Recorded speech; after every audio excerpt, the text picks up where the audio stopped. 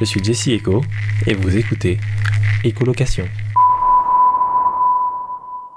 Dans cet épisode d'Écolocation, je m'entretiens avec Julien, un ami que j'ai retrouvé au détour d'un concert. J'ai donc trouvé tout naturel de l'inviter à participer à cet épisode d'Écolocation. Ainsi, ensemble nous avons parlé de Naruto, de Linkin Park et de musique mutante. Salut Julien, comment ça va ? Ça va et toi ? Ça va bien. Bienvenue à la maison. Ben, merci beaucoup. Je tiens encore une fois à te remercier pour ce super repas. Ça me fait plaisir. Ouais. C'est incroyable. T'as vraiment un cordon bleu et je le découvre. Donc merci. Non, ça fait plaisir, ça fait vraiment plaisir. Non, y a Merci. Content que t'aies bien mangé. Ben, merci à toi. J'ai pas fait grand chose.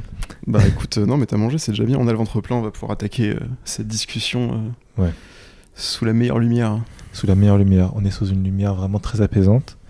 Et ça me permet de te poser la toute première question. Dis-moi Julien, qu'est-ce que t'écoutes en ce moment ? Qu'est-ce que j'écoute en ce moment ? C'est une très bonne question. Est-ce que tu me permets de sortir mon Spotify Ouais, pour bien sûr. vérifier un petit peu ? J'ai quelques phases. En ce moment, j'ai une espèce d'obsession depuis quelques semaines pour... je saurais pas trop comment qualifier ça, mais... On va dire le rock avec des gens qui gueulent avec des voix un peu distordues. Oh, Tu ok. Ouais. C'est-à-dire le truc un peu... le shoegaze, tu vois, genre quand il y a des gros murs de son, quand il y a des grosses distorsions de voix, quand il y a de la détresse et des émotions, il y a un truc un peu émo, tu vois, là-dedans, un truc un peu régressif, et je sais pas, je me prends beaucoup de trucs comme ça en ce moment, et ça me plaît beaucoup. Ça a l'air super agréable. Ouais, en vrai, ouais, il y a un truc très cathartique en fait, que moi j'aime beaucoup là-dedans. Et puis ouais, bah, comme je te disais, je pense que ça ramène un peu à des anciennes années, quoi. Tu vois, c'était le genre d'esthétique qui était un peu à la mode quand moi j'avais 12-13 ans. Sauf qu'à l'époque j'écoutais pas trop de musique, mais en même temps c'était le genre de son qui me parlait beaucoup, et du coup je pense que le fait de le redécouvrir aujourd'hui à un âge où j'ai une meilleure vision du paysage musical, ça me permet de réécouter ces trucs qui me touchaient à l'époque, mais avec des meilleurs groupes, on va dire. Tu vois ce que je veux dire ? Attends, mais je vois moyennement ce que tu veux dire. Genre, je comprends le délire de redécouvrir un genre musical que tu connaissais un peu de loin, tu vois, genre quand t'étais plus jeune. Mais quand tu dis avec des meilleurs groupes, par exemple, c'est quoi, genre ? Tu veux dire ce que j'écoute aujourd'hui ou par rapport à ce que j'écoutais ouais, aujourd'hui. Aujourd'hui, bah je sais pas, attends, je vais dire... Qu'est-ce que j'ai découvert là il y a pas longtemps j'ai découvert un groupe qui s'appelle Cléopatrick. Ok, très cool. Ouais, avec un nom vraiment marrant, qui est vraiment pas mal, et qui est un peu là-dedans, tu vois, genre une espèce de leur musique, c'est une espèce de crise d'ado perpétuelle, j'ai l'impression. Tu vois, ils ont beaucoup une esthétique en plus où sur leur pochette d'album, c'est des photos d'eux quand ils étaient gamins, avec leurs yeux qui sont rayés comme s'ils avaient... genre gratté la photo, ouais, et c'est tout ça, avec des clés ou un truc comme ça. Ouais. Et ouais, ça me parle beaucoup, ouais. C'est un truc, je sais pas, genre j'ai découvert un groupe qui s'appelle Deeper, que j'aime beaucoup. Et je suis en train aussi de redécouvrir un groupe que j'avais découvert à l'époque de GTA V sur Vinewood Boulevard Radio, qui s'appelle Bass Drum of Death. Alors attends, Alors, bon, je fais partie des rares personnes qui n'ont pas joué à GTA V. Okay. Donc j'ai pas toute la référence, mais ça a l'air très satisfaisant. Bah, t'as déjà joué à d'autres GTA ou pas, toi ? Jamais. J'avais été pour être honnête. Ouais. J'avais entendu que dans GTA, genre, c'était un peu genre une vie de gangster et tout ça, et qu'on faisait des cambriolages et des crimes. On t'a pas menti. Ouais. Et genre, j'avais trop peur, tu vois, genre de me demander ça à ma maman, donc j'ai pas joué. Ouais. Bah, je comprends. Après, moi, en vrai, bah, c'était pareil. Ouais. Mais du coup, mon premier GTA auquel j'ai vraiment joué pour de vrai, et pas chez des potes ou quoi, c'était GTA V. Donc beaucoup plus tard. Ouais. Parce que j'avais un peu le même rapport que toi, tu vois, à ce truc-là de oh mon dieu, c'est dangereux, c'est horrible. Mais du coup, je sais que GTA, enfin, ça l'a été pour moi avec GTA 5. Dans GTA, tu sais, quand tu es en voiture, t'as des radios. Ouais. Et en fait, sur chaque radio, t'as une programmation musicale différente et les playlists sont malades. Et très très précises. Et je sais que pour beaucoup de gens, GTA, ça a été une première initiation à une forme de culture musicale. Ok. Genre moi j'ai plein de potes, tu vois, qui jouaient à San Andreas tard l'époque, et qui ont découvert des Deep Purple, des Snoop Dogg, je crois qu'il y était, je suis pas sûr, mais je peux me tromper, mais je sais que Deep Purple y était, tu vois. Moi j'ai vraiment un pote qui est devenu fan de Deep Purple parce qu'il a joué à San Andreas. C'est quand même incroyable. Et moi du coup j'ai eu ça un peu sur GTA 5. T'avais une radio qui s'appelait Vinewood Boulevard Radio, si je dis pas de conneries, et qui était une radio avec que du rock alternatif. Du post-punk, des trucs comme ça, et du coup dessus il y avait Bass Drum of Death. Ils avaient une chanson qui s'appelait Crawling After You. Ok. Et en fait moi je me rappelle que je jouais à GTA et je mettais cette radio à chaque fois j'allais sur cette radio pour voir si ce son passait, et s'il passait pas je mettais autre chose. Ok.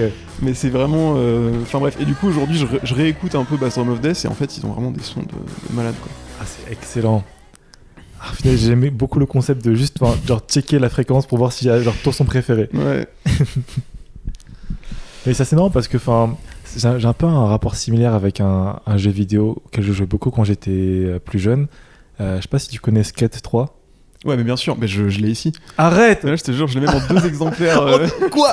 Oh mon dieu! Attends, mais je pensais pas que t'étais un si grand fan. Pour être tout à fait sincère, il est sur la PS3 et c'est pas moi qui y jouais, c'était mon frère.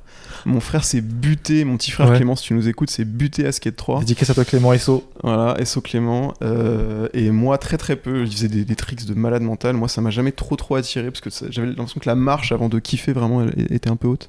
Oh, ouais, je peux comprendre. Mais bref, du coup, oui, tu disais playlist de fou aussi sur ce jeu, non? Mais complètement en fait. Et c'est marrant parce que moi, j'ai un peu ce truc-là aussi avec. Je jouais beaucoup avec mon grand frère. Et c'était un peu la même chose. Toi, c'était ton petit frère, mais mon grand frère, genre, il se butait dessus. Et il me passait pas trop souvent la manette, tu vois. Mais donc je regardais faire des tricks de malade. Et en même temps, genre, je me prenais, j'aime beaucoup l'expression genre des murs de son, comme tu disais un peu plus tôt. Et j'étais en mode, mais c'est quoi ces sons de malade? Genre, c'est genre la Californie en genre 2004 et tout. Enfin, t'es en mode, what the fuck? Ouais, l'époque du nu metal et tout. Je pense que c'est carrément ça, ouais. Le nu metal, genre, je connais de nom, mais pas très bien. Tu sais, c'est les trucs genre. C'est l'époque où. Le rock et le rap ont commencé à se mélanger dans des mélanges un peu bâtards, type Korn, Linkin Park. Ok. Tu vois, genre des mecs avec des jeans beaucoup trop larges et des casquettes et des goatees comme ça. Ouais, j'ai un peu la vision, ouais. Genre même System of a Down, c'était du nu metal, tu vois. J'adore System of a Down. Donc ok, je suis dans le train. C'est vraiment très fin des années 90, début des années 2000 coded, tu vois. Ok. Vraiment, t'écoutes ça direct, tu te sens à cette époque-là, genre le 11 septembre n'est pas encore arrivé. Il y a cette espèce d'insouciance. Ouais, mais enfin ça c'est une vraie vibe, t'as raison. C'est genre on s'en fout, on peut tout faire, y a pas de lendemain. Genre le punk, mais un peu à l'américaine, genre le punk mélangé à une espèce de consumérisme bizarre, tu vois. J'aime bien. En fait, ça me rappelle un truc, un clip qui m'a un peu marqué. Après, c'est pas vraiment je sais pas si c'est du nu metal, pour moi c'est plus du grunge, mais j'aime beaucoup Soundgarden. Ah, mais attends, je crois que ça me dit quelque chose, ouais. Ouais, je sais pas si c'est un groupe que t'as pas mal écouté, mais... Ah non, je confonds avec The Garden, je crois. Ah, bah t'inquiète pas, c'est un peu différent du coup. Ouais. Mais ouais, Soundgarden, je pense qu'ils sont plus marqués grunge, mais ce son Black Hole Sun, que j'aime beaucoup. Et genre, je sais pas, en fait, genre le clip, il est assez perché, ça, on dirait un peu un truc réalisé par David Lynch. Et ouais, t'as ce côté genre consumériste à la mort, genre province américaine, enfin province, genre petit quartier tout joli, machin, l'herbe elle est verte, mais genre elle est trop verte. Les maisons elles sont genre beaucoup trop blanches. Les gens ils sourient, mais genre ils ont un peu le visage genre déformé parce que genre c'est des sourires un peu exagérés et tout. Et je sais pas, genre j'étais vraiment grave hypé par cette vibe là quoi. Ouais. Et je crois que c'était un peu ça aussi pour moi, toute cette vibe là de rébellion, c'est que c'était beaucoup des gamins américains qui grandissaient justement dans des quartiers résidentiels qui étaient parfaits et qui en fait étaient en rébellion contre leurs parents et contre le système et contre leur vie trop tranquille. Et du coup, ouais, c'était ce truc-là d'insouciance, de tout va bien, mais nique sa mère, on a quand même envie de faire des doigts. Mais bien sûr, t'as envie, voilà. C'est trop calme. Ouais, c'est ça, ouais, exactement. Ah, en vrai, ça fait grave kiffer. Mais du coup, attends, là, je me demande, tu m'as dit que tu découvrais, enfin, que tu avais découvert que tu coupes un mal de son grâce à GTA 5. Tout à fait, ouais. Est-ce qu'il y a d'autres façons pour toi, genre, de découvrir des sons? Genre, comment tu découvres les sons en général? Je demande beaucoup. Ah, c'est bien. Ouais. Pour moi, la musique, il y a un aspect très social dans la manière que j'ai de la consommer. Ouais. C'est-à-dire que j'aime beaucoup, moi, conseiller des sons à des potes. En fonction de la vibe, tu vois, en disant ah je sais que t'aimes ça, ou que t'as kiffé ça, ou t'écoutes ça, ou que t'es un peu comme ça et tout, et du coup tiens écoute ça parce que je pense que ça va te plaire. Et j'aime beaucoup aussi quand on me conseille des sons, donc des fois je demande à des potes genre ouais t'écoutes quoi en ce moment et tout, t'as des trucs à me conseiller machin, et des fois juste j'ai des potes qui viennent me donner spontanément des trucs. Et je fonctionne beaucoup beaucoup à ça. Et l'autre manière que j'ai en vrai, alors c'est beaucoup moins stylé, mais c'est l'algorithme Spotify. Moi du coup j'ai un abonnement Spotify, malgré, je sais qu'il y a beaucoup de problèmes avec Spotify, encore plus en ce moment, mais je me vois pas trop tout de suite en sortir, parce que je suis vraiment dépendant de cet écosystème, quoi. Toutes mes playlists sont dessus, et surtout je trouve que leur algorithme est trop bien foutu, quoi. C'est à dire que dès que y a un son qui me plaît, j'ai juste à cliquer sur aller à la radio du titre, et t'as une playlist de 2 heures avec que des sons qui ressemblent un peu à ça. Ouais. Et je découvre énormément de morceaux comme ça. C'est incroyable. Vraiment beaucoup, ouais. Évidemment, le podcast, c'est pas du tout sponsorisé par Spotify. Non, nique sa mère, Spotify, ouais, c'est les enfoirés. Nique sa mère, ouais. Donner plus voilà, les artistes. Ils utilisent des artistes sous IA pour remplir leur playlist de merde, là. C'est complètement... Il n'y a aucune éthique dans le délire. Gros fuck. Mais juste... j'aime beaucoup aussi l'algorithme de Spotify. C'était vraiment genre le disclaimer. Mais tu fais bien. Non mais ouais, c'est important de montrer qu'on n'est pas complètement genre à fond dedans, quoi. On voit un peu la nuance. Mais ouais, en fait, je trouve ça ultra intéressant que toi, ce qui te parle le plus sont genre les radios, en fait. Parce que moi, ce qui me parle... Enfin, j'ai eu un peu des périodes. Pendant un temps, c'était leur playlist hebdomadaire. Tu vois, les découvertes de la semaine. Et à chaque semaine, j'étais vraiment choqué en mode « Oh mon Dieu !» Genre, je connaissais pas du tout cet artiste-là, mais en effet, c'est grave ma vibe, tu vois. Et là, je suis de plus en plus sur les radios, du coup. Ouais, je capte. Ouais. Mais il y a un truc très bien, ouais. Moi aussi, j'ai un truc où... alors, c'est vraiment... je vais dans la méta de Spotify. Okay. Mais en fait, quand il y a un son que je découvre, que j'aime bien et qui me rend un peu fou, et j'ai envie d'entendre des trucs qui sont pareils, je vais sur la page de l'artiste, si c'est un artiste que je connais pas. Et je descends derrière, et je vois dans quelles autres playlists il est présent. Tu vois, très malin. Et comme ça, par exemple, souvent c'est des playlists que des gens, tu vois, genre des gens comme toi et moi font, avec, je sais pas, c'est pas forcément des trucs par genre, mais c'est des trucs par vibe, par ambiance, tout ça. Et du coup, j'essaie de chercher un peu des trucs qui me parlent, et je lance des playlists comme ça au hasard, et en fait, je découvre un peu d'autres artistes à travers la vision que des gens normaux, entre guillemets, ont de ce type de musique. Waouh, mais franchement, là, vrai digger. Ouais, mais genre, je sais pas, genre, il y a un truc là-dedans qui me plaît beaucoup. Ouais. Et en vrai, je trouve que finalement, on s'y retrouve parce que ces playlists-là sont faites par des personnes, tu vois, qui partagent un peu leur vision, quoi, d'un artiste en mode, comme tu dis, j'aime bien cette musique-là. Je pense que ces autres sons-là, pourraient aussi vous plaire. Et je trouve qu'on retrouve un peu le côté social dont tu parlais au tout début. Où finalement ça reste d'une personne à une autre, quoi. Ouais, tout à fait, ouais, absolument. Ouais, je trouve que c'est un truc qu'il faut partager, en vrai, c'est hyper important. Je peux que être d'accord avec toi. Après, cela dit, je vais découvrir des trucs. Ça se trouve, c'est des gens qui n'avaient pas du tout prévu de partager ça avec des gens, et je me sers dedans quand même, tu vois. J'en sais rien, mais en tout cas, ils partagent. Oui, ils partagent à moi. C'est en ligne. Voilà. Attends, mais peut-être, est-ce que il y a récemment du coup un artiste ou bien un son qui t'a particulièrement marqué comme ça, que t'as découvert de cette façon-là? Là, le premier truc qui me vient en tête, c'est une artiste qui s'appelle Violent Vira. Ok.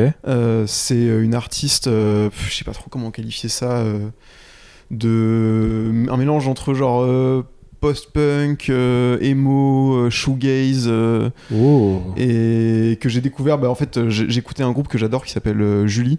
Ok. En fait, c'est un groupe, vraiment, j'aime tous leurs sons. Ils en ont pas beaucoup, mais chacun de leurs sons me rend fou. Wow, et je me suis dit, c'est rare les groupes ouais, c'est rare, hein, vraiment c'est rare. Et du coup, je me disais, vas-y, je veux plus de trucs comme ça. Donc, je suis allé sur une playlist. Je sais pas, il y avait quelqu'un qui avait fait une playlist de noise contemporain, tu vois, dans lequel ils étaient. Et j'ai lancé la playlist et je suis tombé comme ça sur cette meuf-là qui s'appelle Violent Vira et j'ai trop kiffé ce qu'elle faisait. Il y a un truc un peu, en fait, c'est exactement ce que je te décrivais au début, un truc hyper cathartique, hyper. Ça crie, il y a des paroles, des lyrics pleines d'émotions et tout, qui parlent de trucs un peu sentimentaux. C'est pas très deep, c'est assez simple dans la manière de le dire, mais ça te touche quoi. Ouais, et au niveau des paroles en plus, genre ça résonne quoi. Ouais, de fou. Ouais. Exactement. Et dans le même genre de truc, j'avais découvert un groupe, alors je crois que j'ai oublié le nom. Mais qui eux pour le coup il s'appelle Meatwave. Ok. Meatwave, la vague de viande. D'accord. Et ça c'est un groupe pareil que j'avais découvert sur des playlists comme ça et c'est un peu le même genre de délire où ils crient, ils ont des voix distordues et en fait ils ont fait un son qui s'appelle That's Alright qui pareil m'avait rendu fou alors que c'est un son où il y a très très peu de paroles. Genre, enfin c'est pas ils disent pas grand chose, c'est juste qu'ils répètent les 4 mêmes phrases en boucle pendant un son qui fait 2 minutes 30 mais la manière dont ils le disent et tout ça, ça m'a rendu fou et ce son je l'écoute tous les jours quasiment où ils disent juste en gros that's alright ouais et c'est tout et ils parlent d'une meuf en disant you are smiling in your sleep. Et après il dit that's alright et c'est tout. Et genre juste, je sais pas. Moi ce son il me rend malade.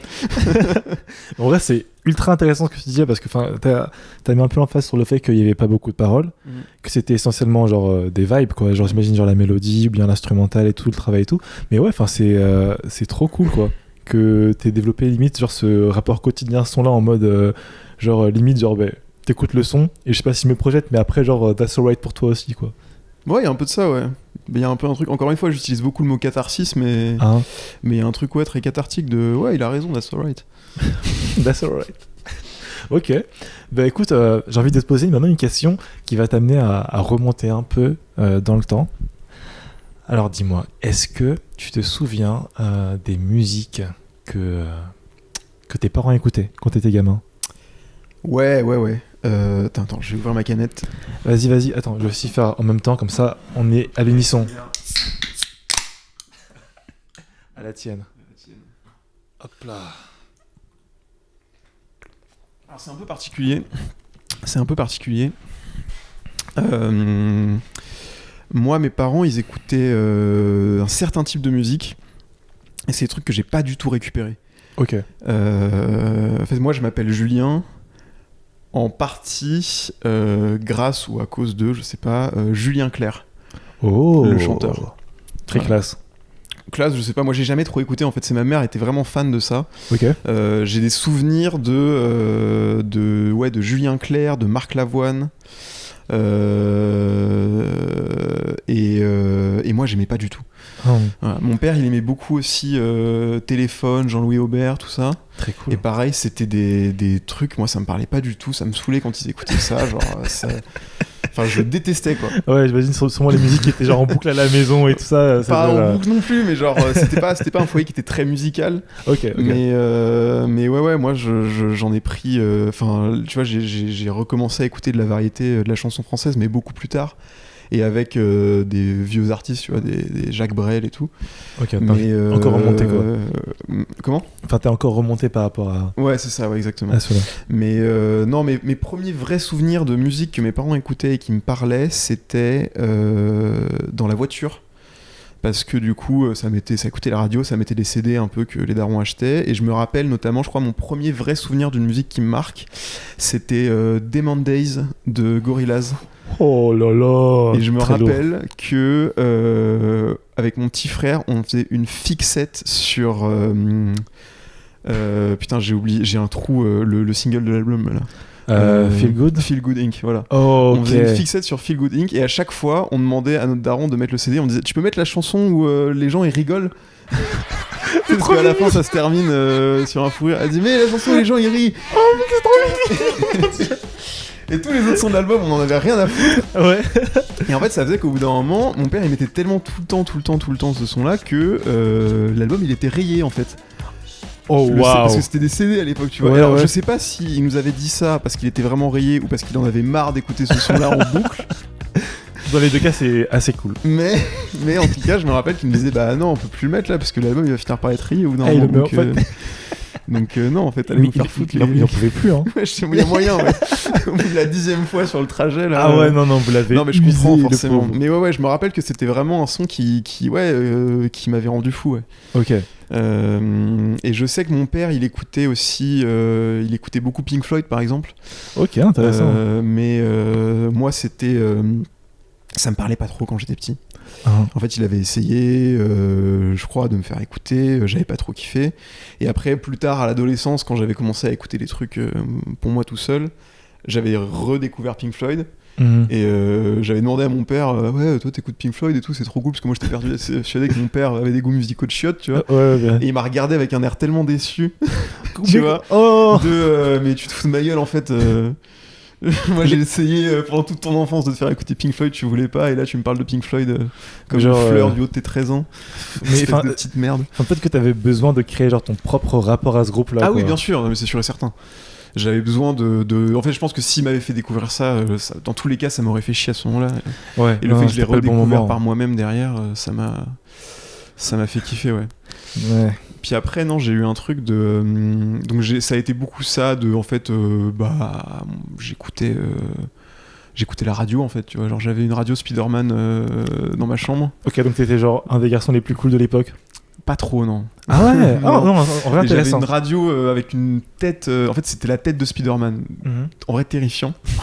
Mais il y avait un truc un peu stylé, c'est que il y avait un petit projecteur qui projetait le logo Spider-Man sur le plafond de ma chambre. Donc c'était un peu cool. Bah, c'est quand même sympa. Et du coup, j'écoutais la radio avec dans ma chambre. Donc Énergie, Skyrock, le soir, pas trop fort. Parce qu'il y avait... je sais plus ce que c'était à l'époque. Mais il y avait des émissions à la con, quoi. Pas du tout pour les gosses. Ah bah oui. Et du coup c'était les playlists de Energy et Fun Radio où ça passait des sons à la con, tu vois, mais que j'adorais, genre des Helmut Fritz, des Disco Beach, ouais, carrément, des trucs comme ça, quoi, des premiers coups de cœur. Ouais, vraiment, ouais. Puis après non, pardon, t'as dit un truc. Ouais, en fait j'allais dire, c'est marrant parce que ça c'est, comment dire, c'est intéressant de voir que par ta mère, t'avais un peu le côté de variété, même si t'écoutais pas trop, même si t'aimais pas trop, mais tu connaissais ce monde-là. Par ton père, t'avais aussi une porte sur le rock, et après t'as eu Pink Floyd, Gorillaz qui arrivait, mais que quand même, grâce, je sais pas si c'est grâce, mais du moins par la radio, t'avais tout de même une ouverture sur un peu les hits du moment, quoi. Ouais, absolument, ouais. Parce que... je sais pas si c'était normal. D'être quelle année, toi ? Moi, je suis en 2000. 2000 ? Moi, j'ai 98, donc on a 2 ans d'écart. Bon, c'est à peu près la même génération, du coup. Oui. Mais je sais pas si c'était normal, mais je sais que moi, en primaire et au collège, les gens parlaient beaucoup de musique dans la cour de récré. Ah, okay. Genre, je sais pas comment les gens étaient aussi connectés et tout, mais ça parlait, je sais pas, des albums qui sortaient, des artistes de l'époque, tu vois, c'était pas... je sais pas, des Pitbull, des Lady Gaga, des trucs comme ça et tout. Ok. Et moi, je complexais un peu, tu vois, de pas trop écouter de musique et de pas trop connaître. Du coup, j'essayais de rester collé à ma radio pour entendre des sons et moi aussi pouvoir participer à cette discussion-là, tu vois. Finesse. Et ouais. C'est super... super mignon. Faut que j'arrête de dire ce mot-là parce que j'ai pas envie de le dire de façon genre condescendante ou quoi que ce soit. C'est un peu mignon en vrai avec le recul. Ouais, parce que tu voulais juste genre bond quoi. Créer du lien. Il arrête avec les anglicismes, mais tu voulais genre créer du lien avec ces gens dans la cour de récré. Et c'est particulier quoi parce que ça se trouve que c'était pas forcément genre les sons que tu kiffais le plus quoi, je sais pas, genre Lady Gaga ou bien Pitbull. Si en vrai je kiffais Lady Gaga, c'était bien. Ouais, moi j'aimais bien à l'époque. Elle s'est pris un bâche, je me souviens genre à ses tout débuts, de mémoire c'était loin, mais je trouve qu'il y avait beaucoup de critiques un peu sur elle. Ouais, de ouf. Mais ouais, non, je suis d'accord. Elle était trop en avance sur son temps, ça son problème. Mais c'est ça, mais vraiment elle était grave en avance sur son temps. Mais ouais. Je me rappelle aussi après, c'était, je sais plus en quelle année, mais à Noël j'ai eu un MP3 Sony, tu sais, où t'avais un petit capuchon avec une clé USB et du coup tu pouvais brancher directement le MP3 à ton ordi et foutre des sons dessus. Ok. Et du coup t'avais des, des sons qui terminaient quand le morceau il passait sur l'écran, t'avais le son qui se terminait en .mp3 parce que tu passais directement les fichiers sur le truc et tout. Ah, nice. Et du coup j'ai eu ça pendant quelques années, c'était mon premier du coup baladeur avec lequel je pouvais écouter de la musique tout seul avec mes écouteurs de merde là qui saturaient à mort. Et le seul album que j'ai eu dessus pendant très très longtemps, c'était un album que moi ou un cousin, je sais plus, avait eu au même Noël et que mon daron avait copié sur un disque pour le copier sur mon baladeur. C'était la compilation Fun Radio Summer Hit 2008. Ouh là là, oula. Après, en vrai, c'est genre la crème de la crème. Franchement, j'étais devenu cool. D'un seul coup, je connaissais les artistes, tu vois. Bah oui, mais du coup, ouais. Ouais, et il y avait des bangers dessus. Hein. Il y avait des trucs très anachroniques aussi, genre il y avait l'Aziza, je sais pas pourquoi. D'accord. Mais ouais, il y avait c'était tout, tu vois, l'époque de R&B, dance, le début un peu du hip-hop, un peu sexy, tout ça, machin. Il y avait du Britney Spears, enfin. Ouais. J'écoutais ça, la compile elle faisait 1 heure, j'écoutais ça toute la journée. Ah mais tu devais avoir les musiques, mais vraiment codées dans ton cerveau, quoi. C'était gravissime. Je pense que ça fait très longtemps que j'ai pas. Faudrait que je redécouvre cette compile et que je la réécoute. Je pense que ça va me faire un choc mental. Mais sûrement. Hein. À mon avis. Parce que non seulement, ça ramène à une époque. Un peu passé maintenant, mais quand même ça reste, je pense, toi c'était le premier album qui était sur ton baladeur MP3 ouais, c'est ça, ouais. Donc c'était vraiment, c'était premier, il y avait un truc un peu intime, tu vois. Absolument, dans le rapport dans ce rapport à la musique là, où tu sais, je l'écoutais tout seul, genre je l'écoutais dans mon lit, je l'écoutais quand je faisais mes devoirs. Dans le train, tout ça. Ça devient un peu genre tes sons, quoi. Ouais, c'est ça, exactement. Ah, finesse. Du coup, ouais, c'était une partie de mon... Enfin, je le revendiquais pas, mais c'était quand même une partie de mon identité, quoi. Ouais, absolument. Bon, je le revendiquais pas aussi parce que je me rendais aussi compte quand même qu'à l'époque, il y avait beaucoup de sons qui étaient des grosses bouses. Ah, même si j'étais pas compliqué comme auditeur, mais tout n'était pas bon. Du coup, je le revendiquais pas non plus parce que c'est pas la peine, quoi. Ouais. Tu gardais certains de ces sons un peu pour toi, quoi. Juste pour rebondir un peu sur le baladeur MP3, parce que je trouve que c'est un truc de malade, comme tu dis, ça change complètement le rapport à la musique, quand on regarde un peu le contraste entre écouter du son dans la voiture, ou genre c'est une activité vraiment en famille, tu vois, et avoir son baladeur, ses écouteurs, pour écouter genre du son genre dans son lit, c'est quoi les sons peut-être, si tu t'en souviens, que tu t'es mis dessus après, peut-être, que t'as mis sur ce baladeur là après? En fait, ce baladeur il avait une capacité de 1 giga. Oh, ok. Donc en fait j'ai eu que ça pendant très longtemps et après ce qui s'est passé c'est que j'ai eu alors je sais plus exactement, c'est un peu flou dans ma mémoire, mais je me rappelle que mon daron m'avait prêté son premier iPod et que pas longtemps après j'ai eu un iPod Touch. Oh, classe. Et en fait, les deux sont un peu télescopés parce qu'en fait, il m'avait filé son iPod sur lequel il avait téléchargé toute la bibliothèque musicale de sa copine, qui avait des plutôt bons goûts musicaux. Oh. Et pareil, d'un coup, ça m'a un peu... c'était l'époque où il y avait Internet qui commençait à se développer. Du coup, moi, je commençais aussi à écouter des sons sur Internet, à trucs comme ça. Et en fait, d'un seul coup, je me suis retrouvé avec cette bibliothèque musicale-là qui m'appartenait pas du tout, mais qui était hyper vaste, et ça m'a un peu initié aussi à pas mal de trucs. Genre, je me rappelle, il y avait beaucoup de Muse. Oh, nice. Moi, j'ai été très fan de Muse pendant une partie de ma préadolescence et de mon adolescence, justement parce qu'il y avait tous les albums de Muse et que j'avais adoré. Il y avait du Radiohead aussi, il y avait Tout OK Computer dessus, et pareil, ça m'avait matrixé, quoi. Ouais. Il y avait du vieux grime anglais, j'ai complètement oublié ce que c'était, mais trucs comme ça, tu vois. Il y avait du Mike Oldfield, Tubular Bells. C'est je connais pas. Le son qui est samplé dans L'Exorciste. Ok, attends. C'est un morceau qui dure 25 minutes, qui est ultra progressif. Ouais. Et qui est un peu flippant parce que du coup, maintenant quand tu l'écoutes, tu penses à L'Exorciste, mais en fait, c'est un putain de morceau. Et du coup, ça m'a beaucoup ouvert mes chakras à cette époque-là. Et je sais pas, du coup, je commençais à traîner sur Internet. J'ai commencé à découvrir iTunes et à acheter mes propres sons sur l'iTunes Store. Je sais plus si ça s'appelle comme ça ou quoi. Je crois, je sais pas. Mais du coup, ouais, c'était un truc... Donc ouais, ça a été beaucoup au début, les premiers sons, une fois qu'on est sorti de cette Matrix-là, de genre mes 11 à 13 ans de la compile Summer Hit 2008, là, ça a été beaucoup de rock, de trucs un peu des années, tu vois, 90-2000. Ouais. Et je me rappelle qu'il y avait un album de Muse qui m'avait rendu fou en vrai. C'était... Du coup, je suis un peu parti de là en me disant ok, j'aime bien le rock. Ouais, et c'est à ce moment-là, genre, ton amour pour le rock un peu s'est renforcé, quoi. Ouais, c'est ça. J'ai commencé à écouter la musique vraiment en me disant c'est de la musique que j'aime pour de vrai, par le rock, ouais, c'est ça. Putain, c'est assez stylé. Et par un certain type de rock, parce que c'était Muse, Deep Purple, il y avait un peu The Offspring aussi, mais c'était beaucoup ça.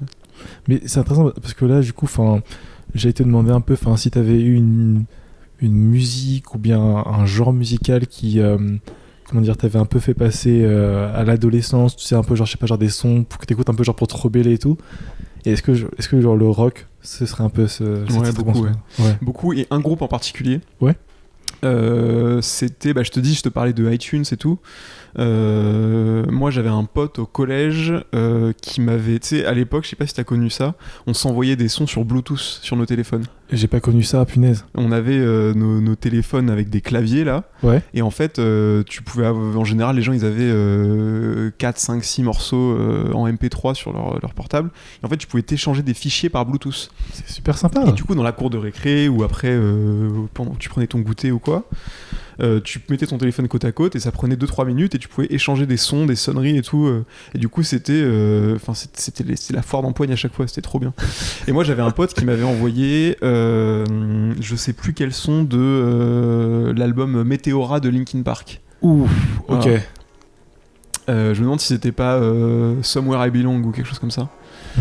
Et j'avais adoré, je connaissais pas du tout. D'accord, c'était genre ta porte d'entrée vers Linkin Park. Ouais, c'est ça, je connaissais pas du tout, j'avais adoré ça. Et du coup, c'était, j'ai écouté les quelques sons de Linkin Park que j'avais pendant un moment. Et après, je suis arrivé au lycée, je crois, et ils ont sorti un album dont j'ai oublié le nom. Mais sur la pochette, c'est genre une tête d'un mec avec un masque de ski, et il y a, je crois, des plaques de neige autour de lui, quelque chose comme ça. D'accord. Et j'ai acheté l'album, et c'est le premier album que j'ai acheté avec mon argent.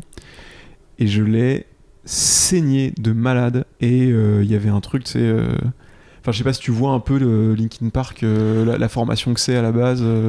Formation, je sais pas si c'est clair, mais je connais un peu leur classique, genre Numb et tout. Ouais, tout ça, ouais. Donc je vois un peu la vibe, l'énergie et tout, tu vois. Et du coup, t'as donc ça, c'est vraiment du nu metal, tu vois, on en parlait tout à l'heure. Ah, d'accord. Voilà, où t'as ce mélange de rock et de rap, tu vois. T'as du rock un peu émo avec du coup Chester Bennington, qui est le chanteur, qui s'est suicidé d'ailleurs il y a 3-4 ans là, et qui du coup avait vraiment faisait du screamo. Tu vois, genre il avait une voix où il criait avec une voix hyper éraillée, c'était encore une fois cathartique. Mais il avait des paroles où il parlait de dépression, de trucs, de son rapport aux autres, de son anxiété sociale, etc. Et c'était des trucs qui même si j'étais pas en dépression à cette époque-là, c'était des trucs quand même qui me parlaient un peu. Oui, t'es jeune, t'es en train un peu d'une nouvelle phase, je sais pas, le collège, le lycée, tout change. Bien sûr. Il y a des trucs qui résonnent sûrement. Donc forcément, ça me parlait de fou, ouais. Et puis, donc il y avait ça, et à côté, du coup, il y a un deuxième chanteur dans Linkin Park qui s'appelle Mike Shinoda, qui est un rappeur. Et du coup, si t'écoutes bien, du coup, les couplets de Linkin Park, c'est en général des couplets rappés et derrière des refrains chantés. Oui, c'est vrai que, maintenant que j'y repense, c'était toujours un peu cette structure-là. Ou alors il y a des couplets chantés aussi ou quoi, mais il y a toujours des couplets rappés. Et du coup, j'ai beaucoup écouté Linkin Park. Alors du coup, beaucoup cet album-là, qui était pas ouf en vrai. Mais non. Je l'ai réécouté il y a pas longtemps et franchement, il y a pas un seul son que j'ai gardé. Mais non. Et du coup, peut-être y revenir après, mais à l'époque, j'ai rencontré des gens, notamment Achille, qui va peut-être arriver un moment. Achille, mon meilleur pote, si tu nous écoutes, qui lui était déjà un digger, qui écoutait beaucoup de sons, qui était déjà un peu deep dans ce truc-là. Et je sentais que moi j'écoutais beaucoup Linkin Park, je parlais beaucoup de Linkin Park tout le temps. Et je sentais que lui il trouvait que c'était un peu de la merde. Non. Et avec le recul, il avait un peu raison. Non. Je refuse d'y croire. Franchement, non, je te jure. Franchement, j'ai réécouté toute la discographie de Linkin Park là, il y a quelques mois. Ils ont sorti un album avec une nouvelle chanteuse il y a 6 mois là. Ouais, mais j'ai vu passer l'info, ça. C'était bien, ce qu'elle fait. Alors sa prestation, sa performance est bien. Ouais. Derrière, moi, le son me parle pas trop quoi. Ouais, mais c'est pas si différent de ce qu'il faisait avant, c'est juste que mes goûts ont évolué en fait. Ah ouais, c'est intéressant ça. Mais du coup, j'ai réécouté quand même leur premier album Meteora et je le trouve toujours exceptionnel. Il y a vraiment il y a des sons que je me prends toujours dans la gueule aujourd'hui et je trouve que pour l'époque c'était incroyable et que ça a très très bien vieilli. Et en fait derrière, plus les albums avancent, moi je trouve ça bon et du coup ça arrive jusqu'à cet album là dont j'ai oublié le nom mais que j'écoutais à l'époque et que je trouve pas fou quoi. D'accord, ok. Et c'est l'ami Achille. Coucou, bonsoir Achille. Ça va les gars. Salut. Salut, désolé si j'en parle. Non, y a pas de souci. On parle de Linkin Park. Ouais. Donc vraiment, on parlait de toi. Littéralement. Oui, en plus, j'ai parlé de toi il y a 30 secondes. Je vais pas trop faire de jeu. Ouais, t'inquiète. Y a pas de soucis. Moi, un truc que je trouve assez intéressant avec Linkin Park et ce que tu disais par rapport au groupe, c'est que, enfin, t'évoquais ce côté genre cathartique de leur musique et tout ça, et je me demande si, même si t'avais déjà une connaissance un peu genre de certaines musiques rock et tout ça, si c'était pas un peu genre un des premiers groupes genre que t'as écouté, où vraiment genre ça se crimait à fond, tu vois, il y avait vraiment ce côté genre très genre, je sais pas, genre j'ai l'impression qu'ils ont une sorte d'énergie quand même, tu vois, ouais, de ouf, qui est assez unique en fait. De ouf. Je pense que c'était le groupe parfait à écouter quand j'avais 13 ans et que j'étais dans ce genre d'état d'esprit là, tu vois, en rébellion contre je sais pas trop quoi, mais j'ai l'impression que personne me comprenait et du coup il y avait vraiment ce truc là un peu brut. Ouais, c'était parfait pour cette époque là, ouais. Mais tu sais, j'étais à fond, enfin vraiment, je te dis, c'est le premier album que j'ai acheté avec mon argent, je m'étais acheté du merch. T'avais du merch? Ouais, j'avais le hoodie Linkin Park et tout. Mais vrai fan. Ah ouais, non mais vraiment. Attends. C'était quelque chose. Qui dit merch dit pour moi un peu concert.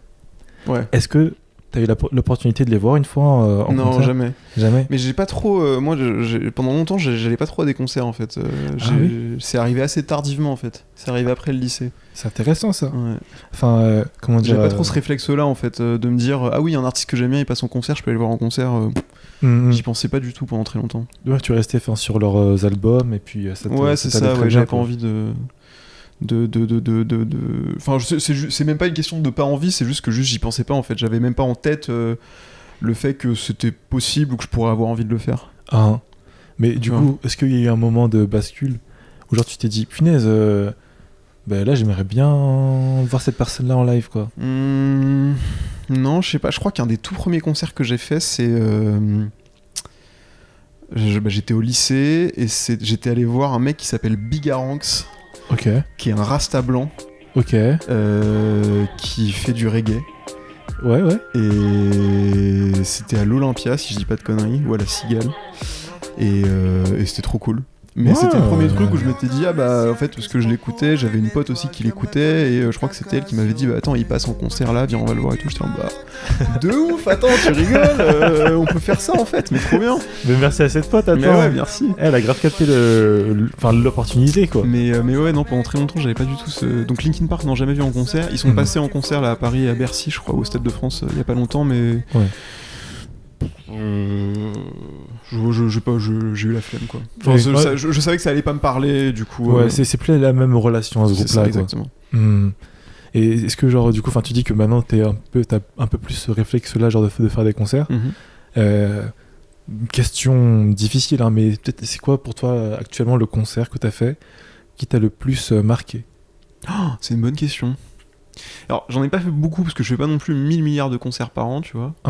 Mais alors, le concert qui m'a le plus marqué.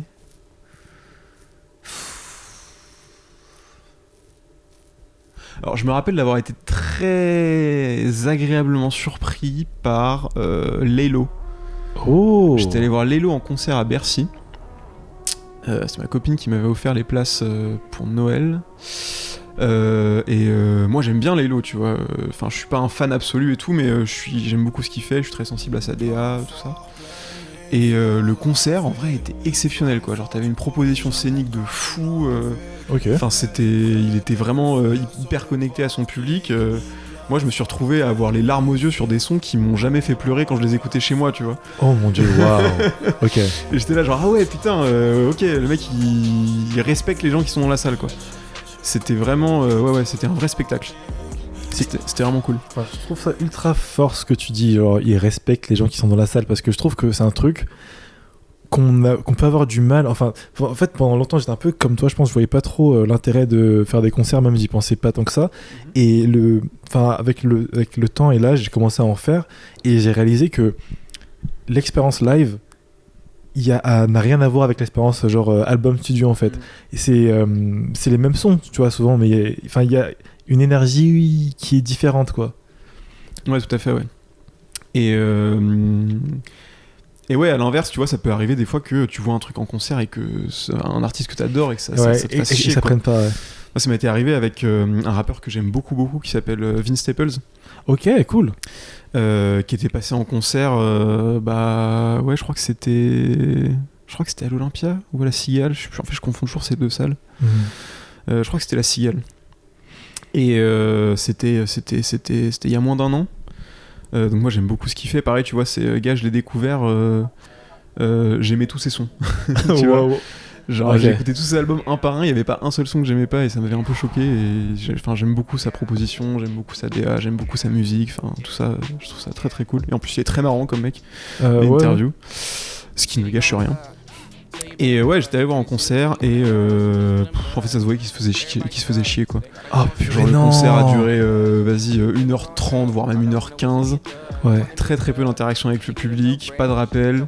Et c'était bien, tu vois, mais ouais. genre il a fait des sons je sais pas, il a fait des sons qui bougeaient pas trop, des sons de son dernier album, des trucs, des machins.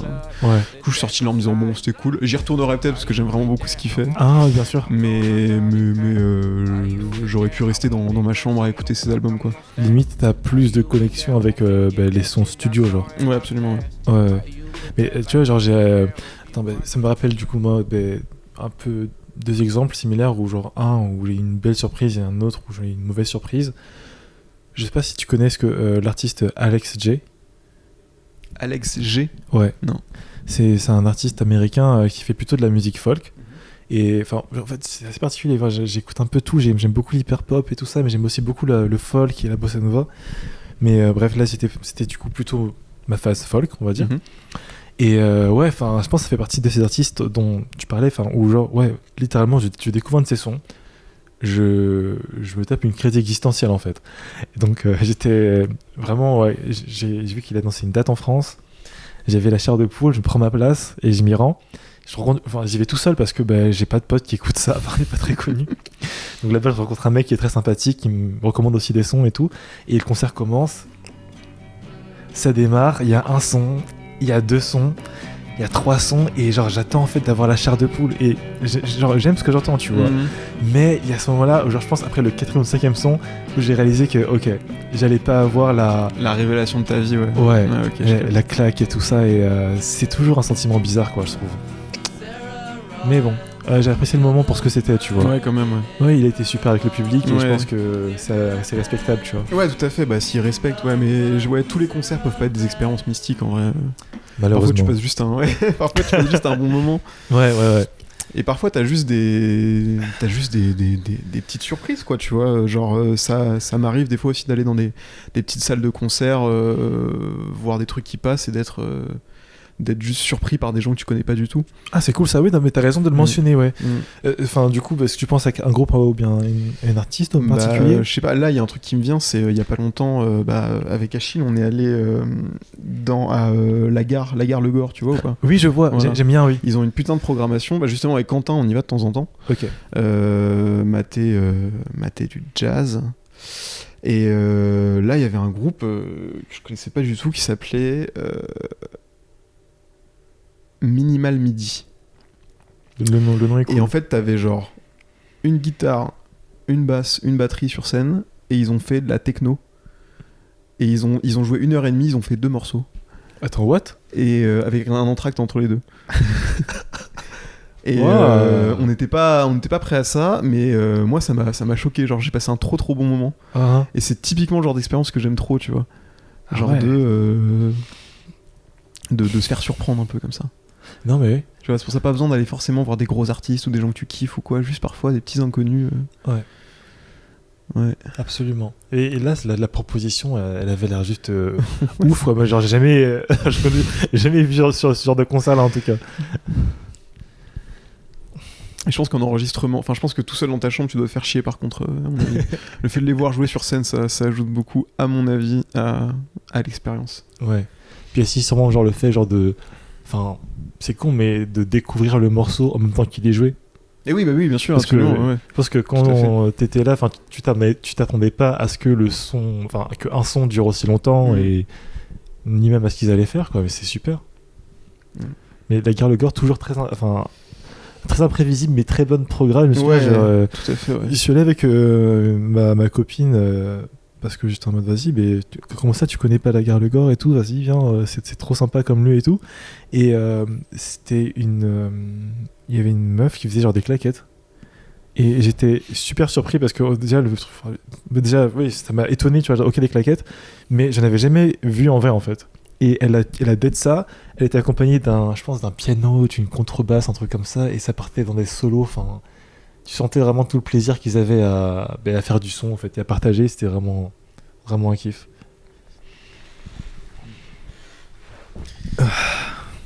Sinon je réfléchis à...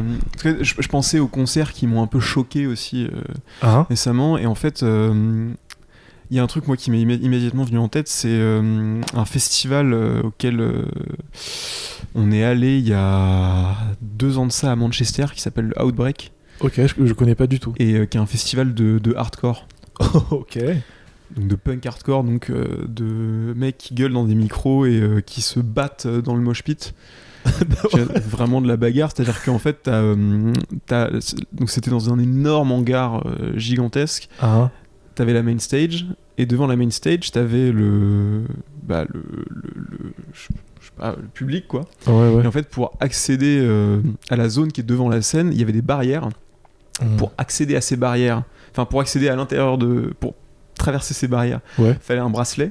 Et pour récupérer ce bracelet, fallait remplir un formulaire qui déclarait que tu ne tenais pas le festival pour responsable si tu étais blessé à l'intérieur de la zone. Ok, donc voilà. Ils prennent des précautions. Voilà, exactement. C'est bien. Et c'était vraiment de la bagarre, quoi. Et t'avais des groupes de hardcore de malades, notamment un de mes groupes préférés qui s'appelle Show Me The Body, que j'avais vu pour la première fois en live là-bas. Et j'ai en souvenir le concert de Death Grips. Oh, t'avais Death Grips? Ouais. Waouh, Death Grips en concert au Outbreak, donc dans un festival de choreux, donc de mecs qui n'ont qu'une envie, c'est d'attendre le drop pour se foutre sur la gueule, quoi. Bien pogoté, voilà, mais vénère. Mais quoi. Vraiment, c'est pogoté, mais en fait, tu balances des coups de coude, en fait, tu vois, genre. J'ai vu des mecs sortir avec l'arcade pété, il y a des mecs qui fonçaient dans le mosh pit avec des protège-dents de boxe et tout, tu vois.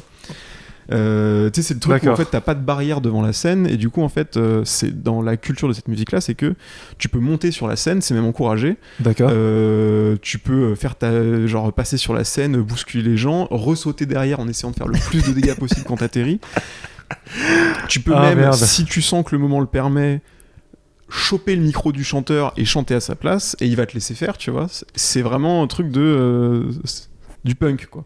Ok, non, tu vois, mais là, tu me fais découvrir un truc. Je sais pas que c'était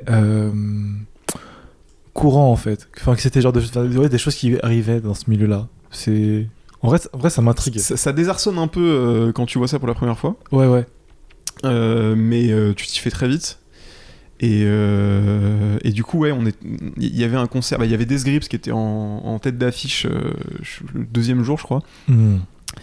Dans une ambiance comme ça. Et c'était une messe satanique, quoi. C'est-à-dire leur seul...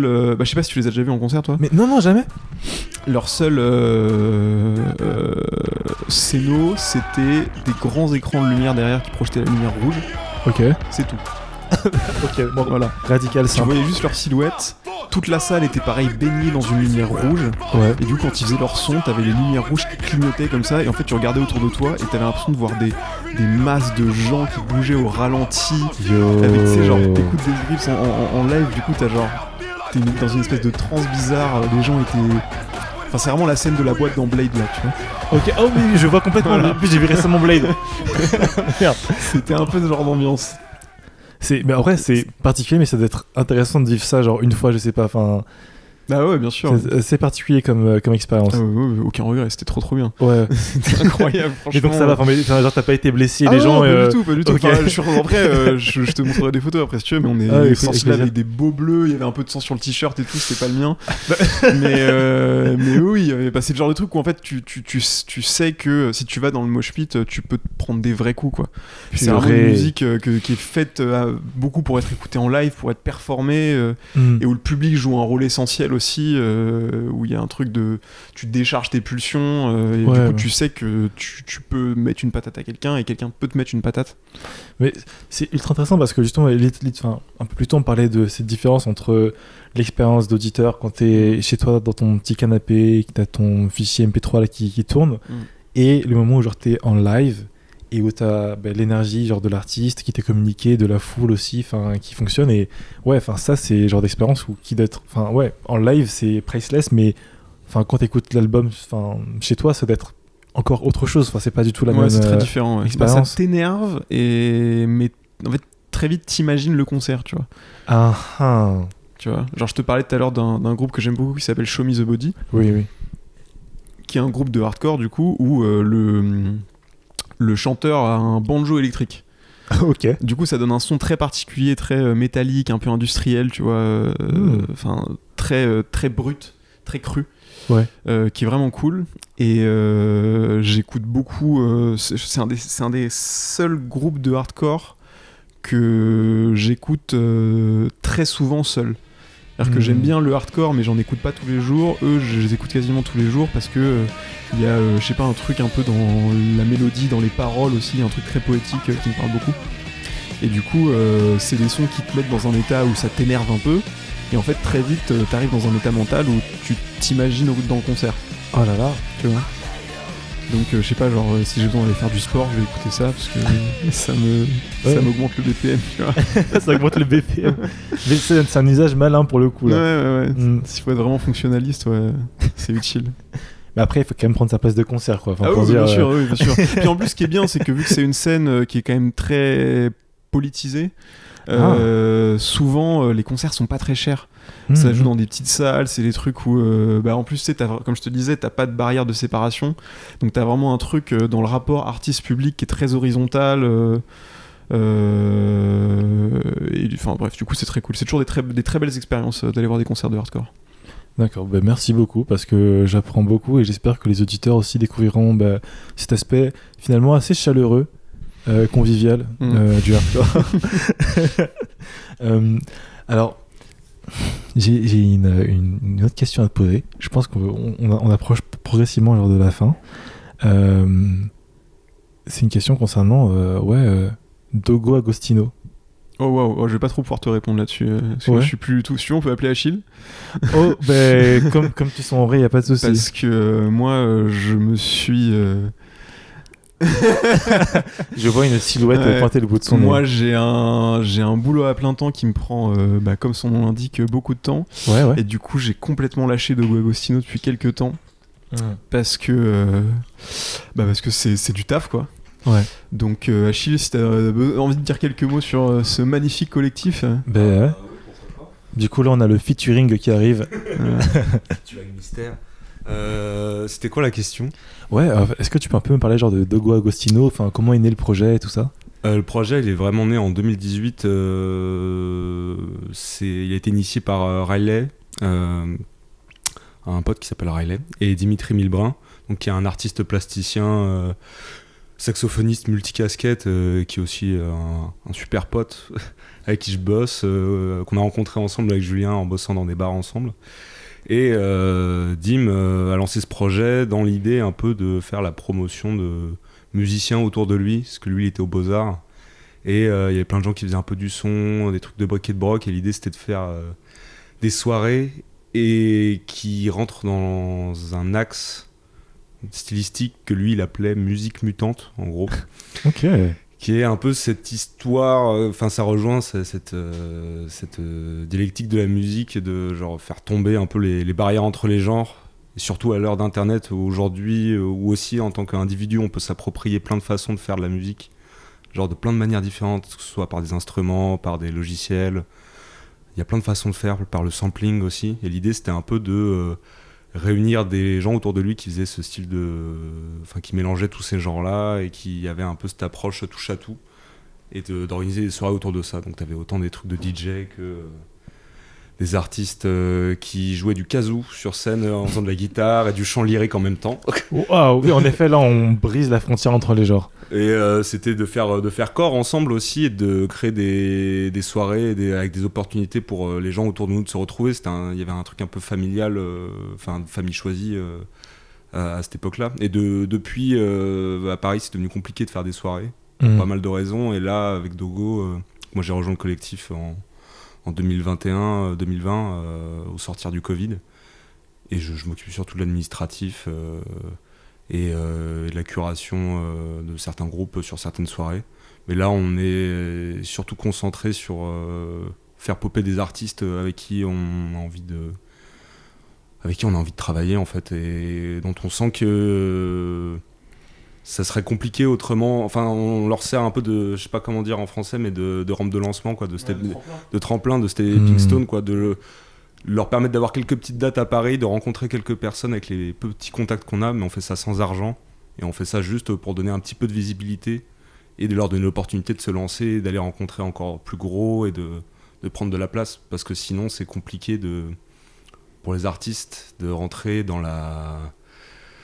dans certaines sphères et de se faire repérer, en fait, tout simplement, quoi. Ouais. Et donc c'est très centré autour du live et autour d'artistes qui performent en live, quoi. Mais merci, genre j'aime beaucoup la démarche. Désolé, j'ai une autre question. Parce que le projet il est super intéressant, en même temps il est assez complexe. Enfin, tu parles du fait de un peu proposer une sorte de rampe de lancement des artistes. Comment vous choisissez les artistes, si c'est pas indiscret, enfin, avec lesquels vous travaillez vraiment un peu? c'est du pur feeling. Ouais. Et on travaille avec des potes, en fait. Ouais. C'est vraiment on travaille avec des amis. Parce que déjà on se fait pas d'argent sur cette histoire, et c'est beaucoup de temps et beaucoup d'engagement, beaucoup d'énergie, et aussi des compétences qu'on n'a pas forcément tous. Donc c'est à dire qu'on fait ça genre à deux quasiment. Ouais, ça serait énorme. On a déjà beaucoup de travail à côté sur nos propres projets. Donc l'idée c'est surtout d'avoir un peu une espèce de plateforme qui réunit tout ce qu'on fait, tous les gens qu'on rencontre, et qui nous permettent de travailler ensemble. Mais pour ce qui est du choix des gens, c'est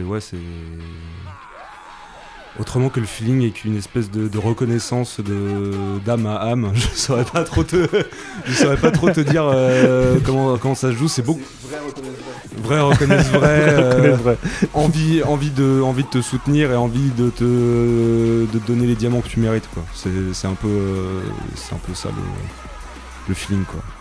Okay. Et on essaye de le faire ensemble, en fait. C'est surtout de se dire qu'on peut tous faire ces choses-là et de se donner les moyens de les faire un peu collectivement, quoi.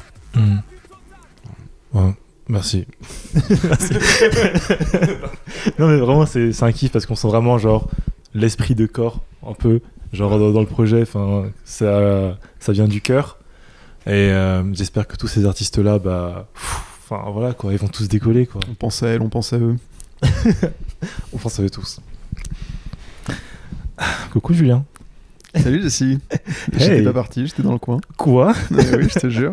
Bah écoute, si ça te dit, on peut finir sur une dernière petite question. Un peu plus tôt, bon, je révèle un peu les coulisses des colocations. On papotait et tu me disais que t'étais un peu un weeb.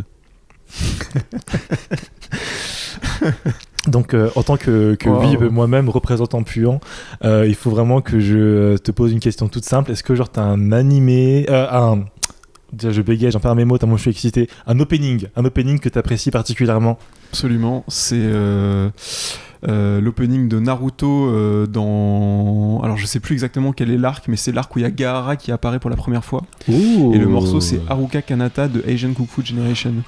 Oh, mais alors, tu vois, genre, au début, t'as dit le mot, j'étais en mode, ok, je connais pas du tout les titres, les openings de Naruto, donc respect. Mais Asian Kung Fu Generation, j'ai écouté un peu le groupe, très très très lourd. Ouais, très très chaud. Très lourd. Et ils ont ce son-là qui est en opening sur cet arc-là. Et ça m'avait beaucoup marqué, déjà parce que l'arc est fou. Ouais, c'est vrai. Le son est fou. Et l'animation de l'opening est folle. Et vraiment, genre, la manière dont le son s'articule avec l'animation et tout, c'est exceptionnel. Du coup, ouais, c'est vraiment ça. Et en plus, on en revient tout à l'heure, c'est un son où les mecs crient. Ah voilà. Donc finalement, le mec qui gueule avec des petites distorsions de voix et t'as un truc très cathartique et tout. J'ai aucune idée de ce qu'il dit, mais je pense que c'est émotionnel, tu vois. Je pense qu'il en a gros sur la patate. Absolument. Du coup, c'est vraiment un son qui m'a matrixé depuis la première fois que je l'ai entendu sur Game One à 12 ans jusqu'à toujours aujourd'hui. Je l'écoute, il est dans mes playlists et tout. En vrai, magnifique. Game One à 12 ans, c'est... Là, tu m'as un peu ramené à une autre époque. Quelle époque fallait être là, hein. Il fallait absolument être là. Des fois, je repense à Retro Game One avec Marcus. Oh là là là. Ouais. J'ai la larme à l'œil. L'enchaînement Naruto into DBZ into South Park. Mais ouais, vraiment. Mais le pipeline entre chaque, c'était magnifique. Oh là là. DBZ, j'ai moins la culture. Enfin, j'ai moins grandi avec, j'ai l'impression. Ouais. Mais comment dire, je reste marqué par certains sons que j'ai découvert sur le tard. Alors, certains sons dans l'animé DBZ. Ouais. Ok. Genre des petites OST, tout ça. Après, t'as des openings un peu classiques, genre Shala, Head Shala, tout ça. Ouais. Ça marque et tout, mais en vrai, DBZ, ouais, j'avais beaucoup dormi dessus aussi niveau musical. Mais il y a des petites pépites. Moi, justement, il y avait un truc que j'aimais pas dans l'animé Dragon Ball, c'était les musiques, justement. Ah, c'est intéressant, ça. C'était à l'ancienne, tu vois. Oui, et du coup, c'était des musiques, genre, tu sais, c'était des compos orchestrales, un peu, genre, tu sais, t'avais un combat ultra... Enfin, tu sais, t'avais Freezer qui arrivait, qui menaçait de détruire la Terre d'un claquement de doigts. Ouais. Et derrière, t'avais une musique, c'était genre... Tan, tan, tan, tan, tan, tan, tan, tan. Et du coup, genre, quand t'as goûté au nu metal de l'opening de Naruto, absolument, quand t'as 11 ans, tu t'en fous de ce genre d'ambiance, en fait. Non, mais d'entendre des cuivres, ça ne te fait rien. Tu vois ce que je veux dire? Ça me fait un peu mal parce que moi, ça me faisait des choses. Enfin, j'étais en mode urgence. Aïe, tu vois, danger, dégâts. Mais vraiment dégâts. Mais par contre, je pense que tu as complètement raison et que ton cri, ton cri distordu a été entendu dans le passé par beaucoup de personnes parce que moi, je me souviens regarder de façon vraiment addictive, genre plein de vidéos sur YouTube quand j'étais un peu plus jeune, tu vois, genre Naruto, de quoi tu vas parler. Ouais, genre Gaara versus Lee avec du Linkin Park par-dessus. Exactement. Franchement, gars, mais incroyable. Merci à tous ces gosses. Évidemment. Voilà, tu vois. Mais c'était ça, c'était genre les best-of de bagarre de Naruto avec du nu metal par-dessus, mec. T'avais les frissons et tout, tu regardais ça en boucle et tout, c'était trop émotionnel parce que justement la musique elle est trop bien avec ce truc là de oh putain, mais en fait c'est des frères, ils se battent et tout, machin. Exactement. Putain, mais pourquoi Naruto et Sasuke vous vous battez pourquoi Sasuke était autant en émo et tout Sasuke, roi des émos, je pense qu'il colle très bien à son époque en fait.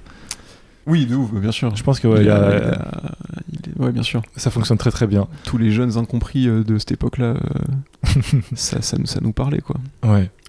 Mais j'aurais aimé à une époque me faire la coupe de cheveux de Sasuke, mais j'avais pas les cheveux pour, on va dire. Ouais, je comprends. C'était un peu frustrant. Ouais, moi j'ai essayé, mais juste en fait je me lavais pas les cheveux, donc j'ai juste les cheveux gras et dégueulasses. Bon voilà. C'était pas phénoménal. Bon, mais 2 personnes qui ont essayé. Donc heureusement que t'avais pas les cheveux pour ça. Heureusement. Ouais. Et puis heureusement que tu t'es lavé les cheveux après, parce que oh là oui. C'est toujours mieux. Oulala. Ouais. Mais ouais, non, vraiment dédicace à tous ces sons-là, parce que moi, je sais pas si t'as vu Soul Eater. Alors, Soul Eater, j'ai pas vu l'animé, j'ai lu les premiers tomes du manga dans la cour de récré quand j'étais au collège. Oh, waouh! Sauf que Soul Eater, je sais pas si tu te rappelles... je sais pas si t'as lu le manga, toi? J'ai lu le début aussi. J'ai fait l'anime aussi. Il y avait v'là du cul. Il y a beaucoup. Et moi, j'avais un pote qui lisait ça de ouf et qui était, je me rappelle plus de son nom, mais qui avait un côté un peu obsédé du cul, tu vois. Ah non. Et du coup, je lui avais emprunté cet tome et j'ai dit ça dans la cour de récré et j'avais un peu l'impression de lire un truc interdit, tu vois. Absolument. Parce que genre à chaque page, t'avais genre des meufs à poil, des seins à l'air, des trucs pour aucune raison. Ouais. Et du coup, je voyais que ça en fait. Non, Donc mais j'ai pas continué plus que ça. Et du coup, toujours aujourd'hui, quand on parle de Soul Eater, je pense uniquement à des meufs à poil. Mais bien sûr, t'as aussi d'avoir cette image-là qui revient directement, quoi. Et c'est un problème que j'avais aussi avec Soul Eater et avec les shonen en général, où t'as vraiment cette objectification des meufs, tout ça, fan service à fond. C'est toujours difficile de faire la part des choses, mais Soul Eater, j'avais fini par bien apprécier parce que une fois qu'on dépasse ce début qui est assez rude, et ça c'est vrai, c'est très beaucoup de meufs à poil, littéralement une meuf qui se transforme en chat, qui est une sorcière, qui prend son bain, etc. Enfin bref, certains se souviendront, mais en fait une fois que tu dépasses ce stade-là, tu découvres les autres personnages qui sont genre des lycéens, qui étudient dans une sorte d'école, enfin pour les personnes qui vont chasser genre des esprits, récolter des âmes pour les manger, solitaire. Ah ouais. Et ouais. Et enfin, il y a une grosse vibe Y2K. Ok. Tu vois. Je me rendais pas dans l'esthétique, les vêtements et tout. Absolument. Ok. Absolument. Et genre à l'époque, je me rendais pas compte. Et ça me plaisait déjà beaucoup, tu vois. Mais c'est que avec du recul, je pense que genre j'ai vraiment apprécié toute la DA en fait. C'est-à-dire au niveau du chara design, de l'attitude même, parce que je pense qu'il y a aussi une attitude qui marche grave, et ça faisait partie de ces animés qui avaient droit à leur petit best-of sur YouTube avec Feel Like a Monster. Hey oh, et là t'avais les combats avec une meuf qui prend sa faux, qui la balance dans tous les sens et qui monte sur des bâtiments, et t'es en mode waouh, ok, non, là je vis quoi. Ok, je vois très très bien, oui. Du coup, tu ressens la musique beaucoup plus intensément en plus à ce moment-là. Tout à fait. Alors, petit aparté, c'est plus ou moins le même sujet, mais est-ce que... Parce que pour moi, les trucs les montages best-of de Naruto comme ça, c'était Linkin Park, et c'était aussi un autre truc. Ok. C'était les 2 minutes du peuple. Ok. Je sais pas si t'as ce lore-là. Alors, j'ai le lore léger. J'ai vraiment la surface. On m'en a parlé. J'ai écouté pour pouvoir tenir une conversation, je pense au collège, un truc comme ça. Okay. J'ai pas digué. Okay, mais dis-moi plus. Bah, c'était juste les 2 minutes du peuple, c'était une espèce de série de sketch audio fait par un Québécois qui s'appelait François Pérusse, si je dis pas de conneries. Et qui était très très drôle. C'est à écouter si vous connaissez pas. Je sais pas si ça a très bien vieilli, cela dit. Et en fait, c'était que de la fiction audio, c'est-à-dire qu'en fait, il y avait pas de vidéo ou quoi, et du coup, les gens en général les mettaient sur YouTube avec des extraits d'animés par-dessus qui remontaient pour faire genre que les gens se parlaient. Du coup, ça faisait, je sais pas, Naruto qui parle à Kakashi et qui lui parle de bite au cul et des trucs comme ça. Okay. C'était à mourir de rire. Il y avait aussi des trucs pareil avec des cinématiques de Final Fantasy. Parce que moi, je jouais pas à Final Fantasy à l'époque, donc je croyais juste que c'était des mecs en 3D un peu beaux gosses et ça me parlait pas plus que ça. Mais ouais, moi quand je repense à... Enfin, pour moi, c'est très lié les deux en fait. C'est-à-dire que souvent, je regardais les deux à la suite, tu vois. Ok, complètement, ouais. Parce que tu voyais genre, on reste sur de l'animé quoi. Jusque là, il y avait les échanges, les discussions et c'était un peu gaulerie. Ouais. Je pense que moi avec ça, j'avais plutôt genre les vidéos abrégées.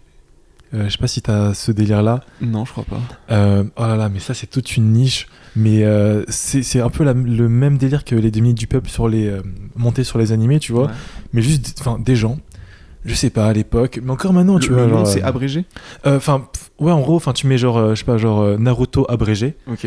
Et tu vas tomber sur des sortes de sketchs, tu vois. Où genre c'est vraiment des gens qui se chauffent chez eux en mode vas-y, genre je vais redoubler Naruto, tu vois. Mais genre cette séquence-là. Ah ouais, ok, d'accord. Ouais. Ok. Enfin, peut-être que t'as dû voir passer et tout, tu vois, mais. Ça me dit rien. T'as des Français, des anglophones. S'il te plaît, fais-toi plaisir. Alors moi, je vais citer ma préférée. On s'est éloigné de la musique, c'est pas grave, on parle de choses qui nous passionnent. On la mettra sur la télé après. Avec plaisir. Je suis très curieux. Mais les Chevaliers du Zodiac abrégés. Avec. Mais incroyable. Ah, mais si, je crois que ça me dit quelque chose. Oui, avec State Alchemist, je crois. Mais ça a forgé, je pense, 50% de mes blagues pendant tout mon collège. Si, mais je crois que ça me dit quelque chose, oui. Ah, nickel. Oui, si. C'est abrégé, c'est pas autre chose.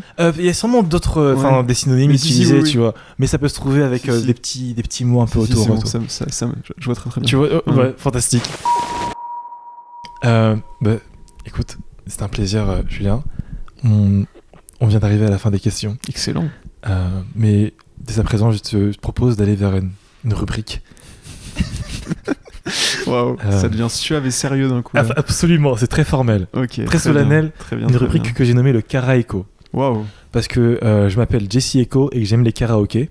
Ok. Et donc, voilà ce que je te propose. Si tu le veux bien. Je vais te citer des paroles de musique. Ouais. En français, évidemment, que j'ai traduites, etc. Et tu vas devoir retrouver, en fait, la musique. En gros, c'est un karaoké, mais inversé. Ok. Est-ce que t'es partant pour tenter cette expérience-là ? Vas-y, c'est quoi ? C'est des trucs, c'est des traduits ou c'est juste les paroles telles quelles J'avoue que là, j'ai traduit. Ok, d'accord. Donc, tu peux déjà savoir, bon, là, on est sur du anglophone. Ok, très bien. Je me balade en faisant le mec. C'est sûrement la force de l'habitude. Paris, Texas, force of habit. Tu m'as grillé. Très bonne trad. Ah ben. Walk around like I'm the shit. Yeah, ok. J'ai essayé de faire un truc similaire, tu vois, mais. Très bien. Finalement, je suis grave content que t'aies retrouvé. Enfin, ce que je sais pas si t'allais avoir la ref. C'était très bien. Oui, en plus, il n'y avait pas de risque. On s'est croisés au concert de Paris, Texas. Bah oui, je voulais finir sur cette belle note. Maroquinerie. C'était effectivement à la Maroquinerie. Ouais. J'avais oublié le nom de la salle, mais c'est tout à fait ça. C'était dans cette petite salle. Ça manquait d'un orchestre. Ah, tu trouves ? Ouais, enfin d'un orchestre. Ça manquait d'une petite guitare-batterie. Enfin, tu sais, c'est typiquement le genre de groupe. Bon, c'était bien, hein, mais. Ouais. Moi, j'ai kiffé personnellement. Ah, bah, j'ai grave kiffé. Mais c'est vrai qu'avec des instruments live, ça aurait été encore plus cool, je trouve. Mais putain, c'est là, mais là, tu vois. Tu m'ouvres un peu un univers de possibilités. J'en fais des tonnes, hein. Mais non, mais juste que, j'avais juste pas pensé en fait. J'ai vraiment apprécié le moment tel quel et tout, mais c'est vrai qu'avec un petit accompagnement, ça aurait pu gagner encore plus en intensité, quoi. Ouais, un peu, ouais. Puis surtout que il y a un peu un pipeline direct entre eux et le nu metal quand même, où tu sais ils mélangent justement le rap et le rock. Mais je trouve que c'est les premiers depuis très longtemps à le faire bien. Oui, c'est bien, ouais. Et du coup, c'est pour ça que je trouve ça d'autant plus... je trouve ça d'autant plus cool qu'ils assument encore plus ce côté rock et qu'ils jouent avec des putains d'instruments, quoi. Mais franchement, j'espère que ça va arriver. Enfin, là, j'ai pas encore écouté leur dernier son. Ouais, ils ont sorti un double P, là. Ouais, il y a genre... je sais pas, dans le mois, là, en février. Ok. À 2 semaines d'écart. Ils sont super chauds, mon dieu. Qui est plutôt cool, ouais. Je me suis pas pris de claque comme j'ai pu m'en prendre sur leur précédent son, mais c'est cool. Et surtout, ce que je trouve cool, c'est que c'est très expérimental, quoi. Ouais. Genre le double P qui viennent de sortir là, c'est pas du tout mainstream. Enfin, c'est des trucs très bizarres. Et du coup, je me suis pas pris de claque, mais en même temps, je respecte un peu genre la démarche. Cette démarche là, ouais. Mais de chercher à faire des trucs un peu chelous, même si, tu vois, je sais pas si t'as vu, ils ont été invités sur la tournée internationale de Tyler the Creator là. Ah oui. Pour faire pour faire sa première partie. Du coup, je pense que là, d'ici 1 ou 2 ans, ils vont prendre une envergure de malade. Ils sont en train de péter un peu. Et malgré ça, ils continuent à essayer de faire des trucs un peu bizarres. Je trouve ça cool. Ça fait super plaisir, comme tu dis, qu'ils continuent genre d'expérimenter alors qu'ils gagnent en popularité. Enfin. Ouais, moi c'est un pur kiff. Hein. C'est vrai que, en fait, un truc que je trouve intéressant avec Paris Texas, c'est que j'aime autant leur son, genre leur mélodie, tout ça, que leur DA. Tu vois, genre le travail qu'ils fournissent pour leurs clips, pour la création d'un univers qui, enfin, pas forcément genre cohérent, tu vois, mais genre qui évoque plein aussi de références de genre cinématographiques, etc. Enfin, je trouve ça vraiment très kiffant. Et en même temps, après en live. Ça shred à la mort et je me suis retrouvé à faire un pogo en sueur.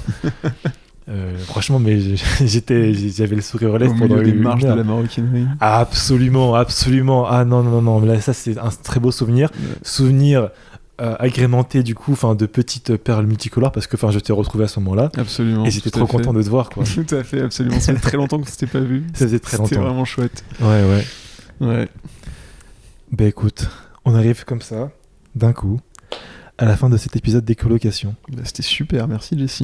Merci beaucoup à toi. C'était un plaisir de parler avec toi. Plaisir partagé. Ah, je suis trop content. Ah non, mais vraiment, je suis trop content. On a évoqué tellement de sujets. Enfin, je suis super heureux et j'espère qu'on se reverra très vite pour parler de musique. Ouais, de ouf. Je m'attendais pas à parler autant de Linkin Park.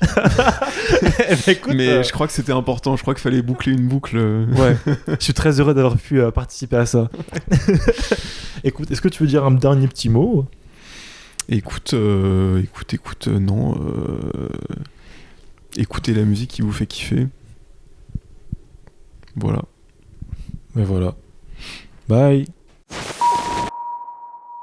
Ainsi s'achève cet épisode de Décolocation avec la participation de Julien et le travail de mixage d'Alexandre Adam. Je tiens à vous remercier, vous, pour votre écoute et vous dis à très vite sur les réseaux sociaux comme Instagram, YouTube, Discord ou évidemment Spotify. Quant à nous, pour un prochain épisode de Décolocation, je vous dis à très bientôt. Et d'ici là, restez curieux et continuez d'écouter de la musique à fond.